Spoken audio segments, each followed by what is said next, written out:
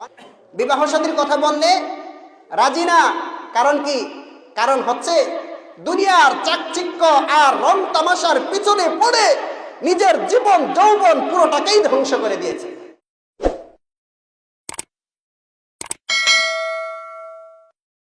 ইমাম আবু হানিফা রাহিমাহুল্লাহ, মশহুর চারজন ইমাম, চার মাযহাবের চার ইমাম, এই চার ইমামের মধ্যে সবচেয়ে শ্রেষ্ঠ ইমাম যিনি, সারা পৃথিবী জুড়ে 65% মানুষ যার অনুসরণ করে, সেই ইমাম আবু হানিফা রাহিমাহুল্লাহ, উনি একদিন ওনার শাগরেদদেরকে লক্ষ্য করে বলতেছেন, যখন আমার কাছে কোনো মাসালা জিজ্ঞাসা করা হয় আর ওই মাসআলা যদি আমার কাছে জটিল মনে হয়, মাসআলা যদি আমার কাছে জটিল মনে হয়, মনে আসতেছে না, স্মরণে আসতেছে না, তখন আমি চোখ বন্ধ করে কিছু সময় ইস্তিগফারের আমল শুরু করে দিই। সুবহানাল্লাহ।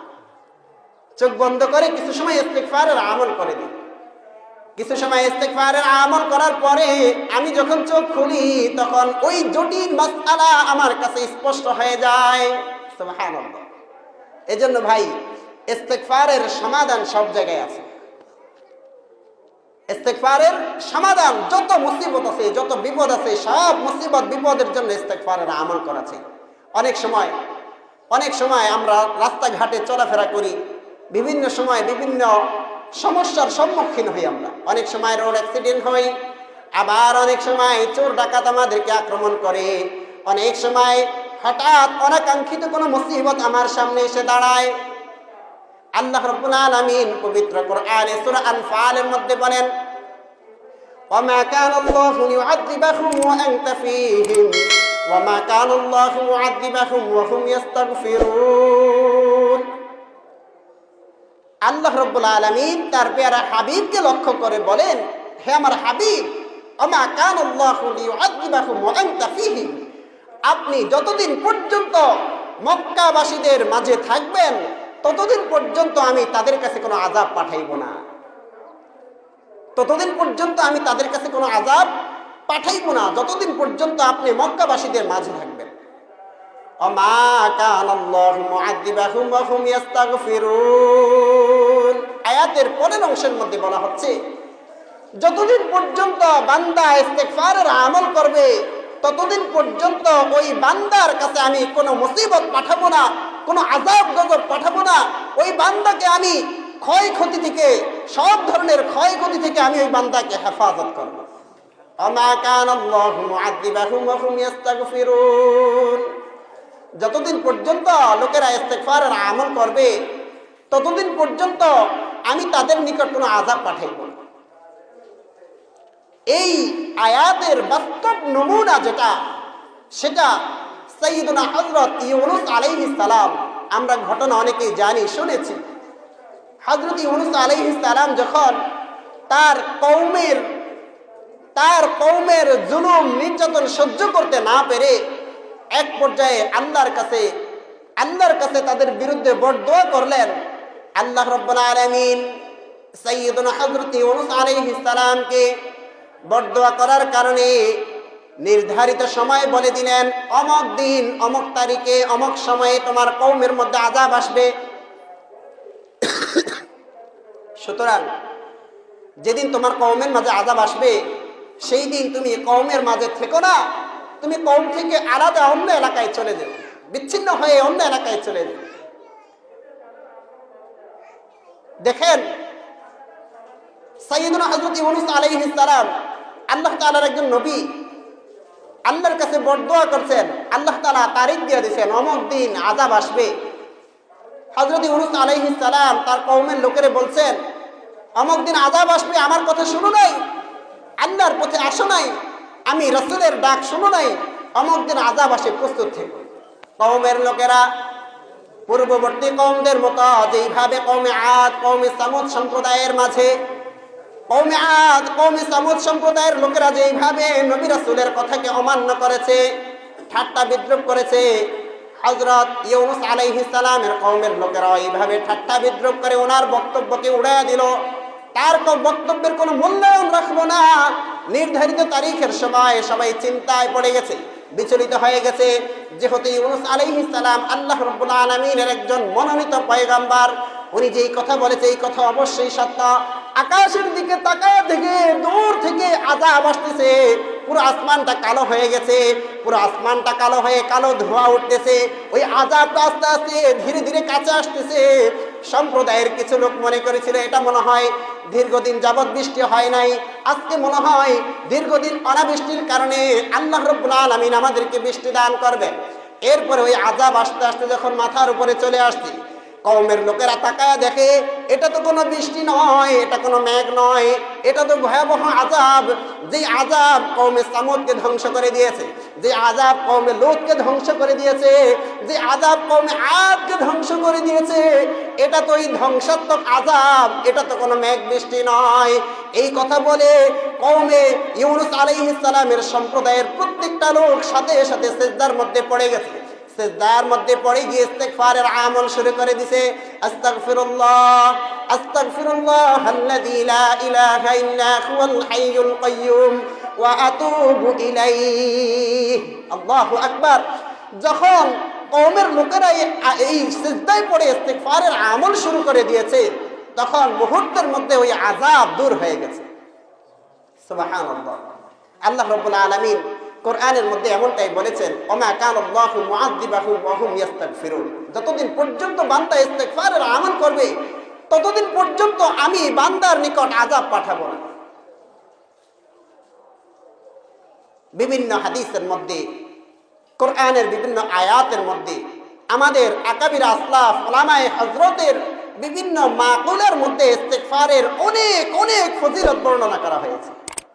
ইমাম শাফি রাহিমাহুল্লাহ, ইমাম শাফি রাহিমাহুল্লাহ, অনেক যুবক সম্প্রদায় আছে বিবাহ শাদীর কথা বললে রাজি না। কারণ কি? কারণ হচ্ছে দুনিয়ার চাকচিক্য আর রং তামাশার পিছনে পড়ে নিজের জীবন যৌবন পুরোটাকেই ধ্বংস করে দিয়েছে। এখন বিবাহের কথা বললে সাহস পায় না, বিবাহের কথা বললে সাহস পায় না।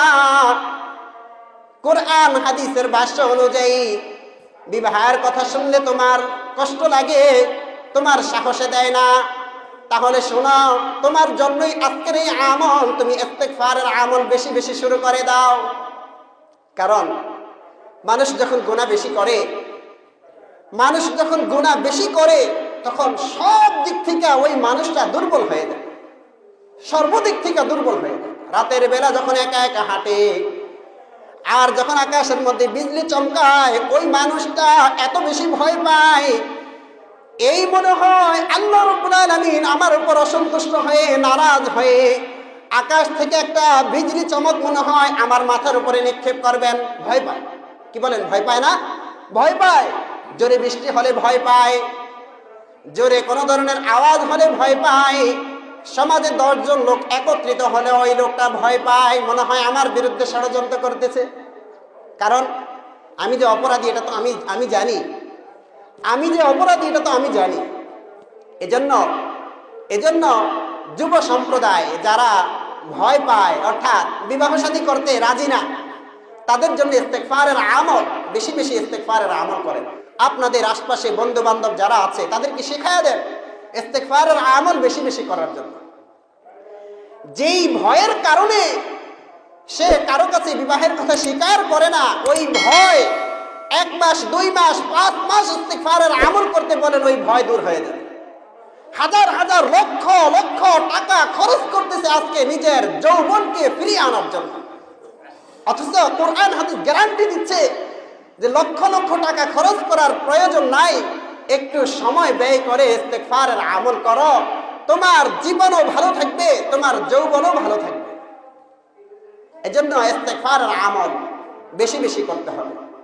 এটা শুধু যুবক সম্প্রদায়ের জন্য নয়, সব মানুষের জন্য।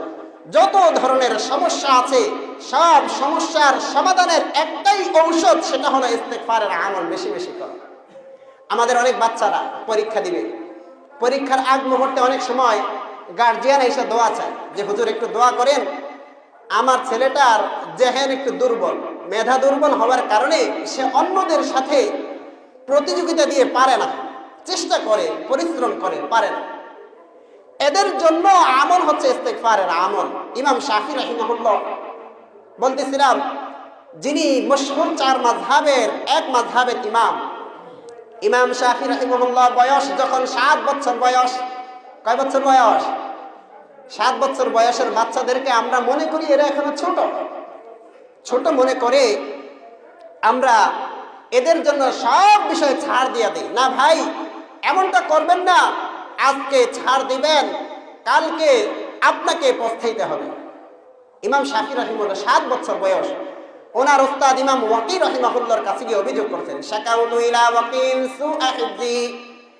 উনি ওনার ওস্তাদ ওয়াকি রাহিমাহুল্লাহর কাছে গিয়ে বদ হিফজের কথা অভিযোগ করছেন যে ওস্তাদ, আমি কোনো পড়া পড়লে মনে থাকে না, আমি কোনো বিষয় শিখলে মনে থাকে না। আমরা যারা ব্যবসা বাণিজ্য করি অনেক সময় হিসাব নিকাশ এলোমেলো হয়ে যায়। হিসাব নিকাশ অনেক সময় এলোমেলো হয়ে যায়, ভালোভাবে হিসাব নিকাশ করতে পারি না। এদের জন্যই আমল, এদের জন্য ইস্তিগফারের আমল। বলতেছে শাকাউতু ইলা ওয়াকিইন সুআ হিফজি। ওস্তাদের কাছে বলতেছে, ওস্তাদ আমি যা কিছু পড়ি আমার মনে থাকে না। ওস্তাদ বলছেন, ওসিয়ত করছেন, ফাআউসানি বিতারকিল মাআসি, আমি তোমাকে ওসিয়ত করতেছি তুমি গুনাহ ছেড়ে দাও, তুমি গুনাহ ছেড়ে দাও। যদি গুনাহ ছেড়ে দাও তাহলে তোমার সব কিছু মনে থাকবে, যা পড়বা তাই মনে থাকবে, কোনো কিছু ভুলবা না। কারণ কি? ফাইন্নাল ইলমা নূরুম মিন ইলাহি ওয়া নূরুল্লাহি লা ইউতা লিআসি। কেননা ইলম হলো এটা আল্লাহ প্রদত্ত নূর। আল্লাহ প্রদত্ত এই নূর অর্জন করতে হলে, আল্লাহ প্রদত্ত এই নূর অর্জন করতে হলে নিজের অন্তরটাকে খালেস করতে হবে, পবিত্র পরিশুদ্ধ করতে হবে। নূরুল্লাহি লা ইউতা লিআসি, আল্লাহ রাব্বুল আলামিন কোন গুনাহগারকে এই নূর দান করেন না।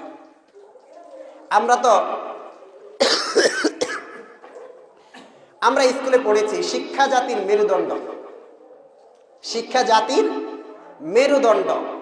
এই যে যুগ যুগ ধরে পড়ে আসছি, আমাদের বাপদাদারা পড়ে আসছেন, আমাদের পূর্বপুরুষরা পড়ে আসছেন, এই শিক্ষা জাতির মেরুদণ্ড, এই শব্দটা সম্পূর্ণভাবেই ভুল।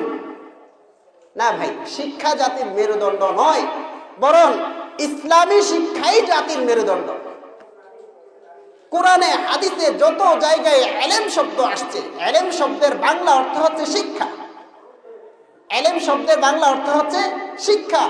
যত জায়গায় ইলম শব্দ আসছে, সব জায়গায় এই ইলম শব্দ দ্বারা উদ্দেশ্য হচ্ছে ইসলামী শিক্ষা, কোরআন হাদিসের শিক্ষা, সুন্নতে নববীর শিক্ষা, সাহাবায়ে কেরাম যে শিক্ষা দিয়েছেন সেই শিক্ষা।